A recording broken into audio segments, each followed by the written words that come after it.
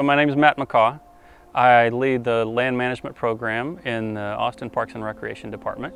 Fire is a natural process in most ecosystems across the world. And when we take fire out of ecosystems, it results in degradation of those ecosystems that's problematic for human communities.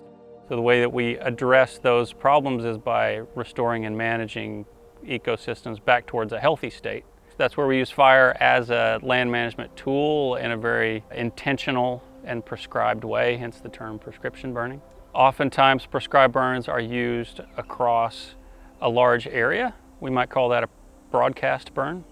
It's where an area is determined to need fire in some way, or fire would be beneficial to the ecosystem in some way, and we define a specific area where we would like to use fire in a prescribed timing and intensity. If we have the ability to implement a broadcast burn across a broad area, we will. But here in the city, we don't often have that as an option simply because of heavy smoke production. So the next alternative, if we do have fire as an option, is to use pile burning.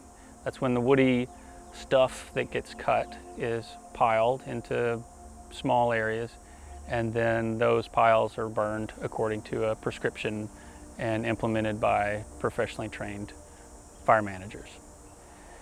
In Parks and Recreation Department, we have cooperative agreements with at least 6 other land management and fire response agencies, from the federal level down to the nonprofit level and including fire departments. We all have the same goals and we all follow the same standards, which allows us to work together seamlessly.